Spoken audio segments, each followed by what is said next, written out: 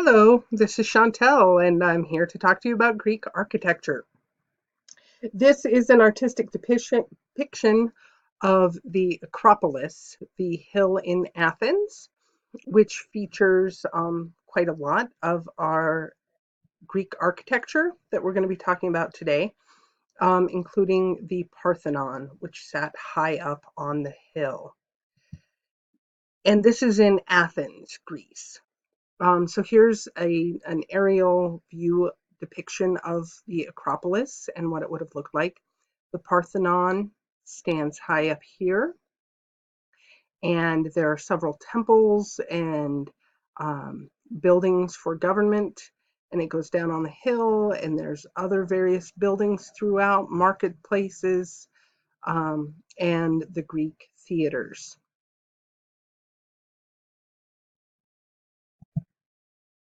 This is an example of a Greek theater, not the earliest form of theater, but a little bit later in the Greek era. And it's got this wall back here for scenery and an acting space. The architecture in this is actually pretty amazing. They say that when you stand on the stage down here, just speaking at a normal voice, you can be heard from any seat in the house. So that's a pretty amazing acoustic marvel. Some of the things we see in Greek architecture, a lot of Greek buildings and temples have columns with a capital on them. They have this frieze, they have this triangular pediment up top, and the various parts have names, but we don't need to go into those in detail. But one thing we'll notice is you can tell how old some of these buildings are by their style. Early on, excuse me, early on, the columns were very straight and had a simple top. This is the Doric style. Then during the Ionian period, we've got the Ionic style with these volutes up top.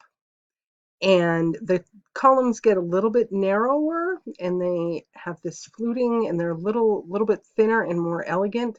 Then late in the ancient Greek period, we have this Corinthian style, which has these acanthus leaves throughout.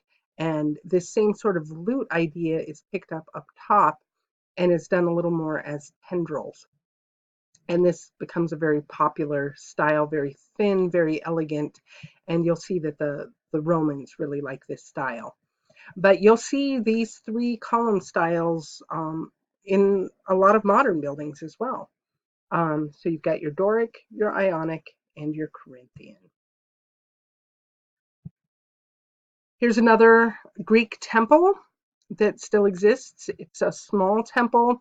You can see in the Greek style, there's this porch area. The steps only go to the front. The steps here, there's no entrance on the side or the back. This would have had a triangular pediment up top and a roof. Sculpture around the perimeter. And you can see here the columns in this case are that Ionic style. Here's another example. This one is actually currently in the British Museum, and it's another Greek temple, Ionic style again, with that pediment up top with a lot of sculpture work. And then this area here is often sculpted in a bas-relief with stories and tales. And this area here is called a frieze. And yeah, exquisite architecture. A lot of the things that were developed in this period are still used today. You'll see a lot of houses, a lot of governmental buildings have this pediment on them, and this sort of dental architectural feature, and like these little egg and darts are pretty common. You'll see stuff like that all over the place, and that comes to us from ancient Greece. Here is the Acropolis as it stands today. You can see up on the hill, the buildings going up, and this is the Parthenon. The Parthenon is an amazing piece of architecture. again, they strove for perfection, and recognizing that the Parthenon would be seen from a distance, they realized that certain optical illusions would happen as you looked at it, that the columns would look thinner than they are. They would look thinner in the middle. And because of the orientation, if it was just built flat, it would look like it's bowing downward in the middle. So they actually compensated for that. They figured out mathematically how to make the building look perfect. So actually every column is unique. They swell ever so slightly um, as they're built so that they look flat and perfect from a distance. And the floor actually mounds ever so slightly, again, so that it looks perfect from the vantage point that most people will be seeing it. Inside the Parthenon was a huge sculpture um, of Athena, because she is the um, primary goddess of Athens. Athens was named for her. Here's another Greek temple, a little bit older because of the Doric columns.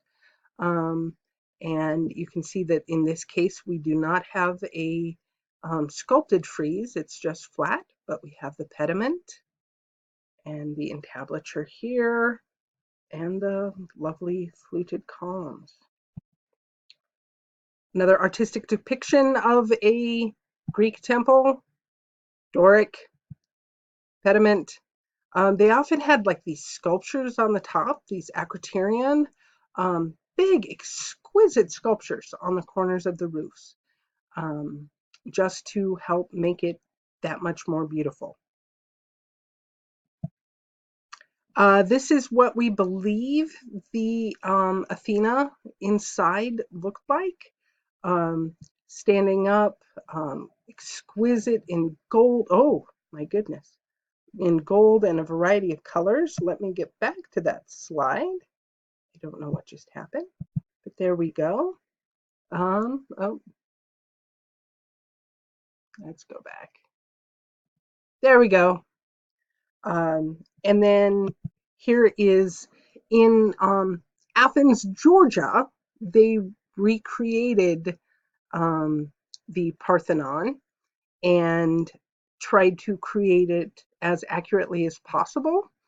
And they reworked the sculpture. And this is what we believe that picture, that sculpture of Athena would have looked like in her heyday, with the gold and just this huge, beautiful, beautiful piece. These ones are kind of interesting. This is the Erechtheion. It's one of the porches, and this is also on the Acropolis. It was made a little bit later, and it's interesting because it is the only one that we see where they have these caryatids, which are women in lieu of columns. And you can see that they still have the capital on their heads, and they are columns, but they're women. The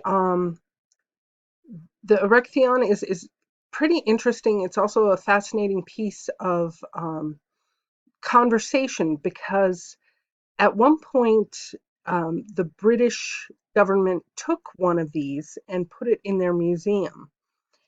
And over the years, because of the acid rain that exists in Greece, all of the other caryatids have been destroyed, and the only one that is still in good shape is the one that was taken and put in the British Museum.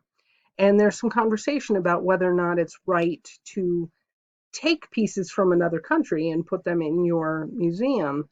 However, if they hadn't done so, we wouldn't have a beautifully preserved caryatid. So it's a topic of some debate. But it's an interesting architectural feature that they incorporated for a period of time there. And that finishes our discussion of Greek architecture. I hope you've enjoyed it, and I hope you enjoyed the other videos, and have a great day.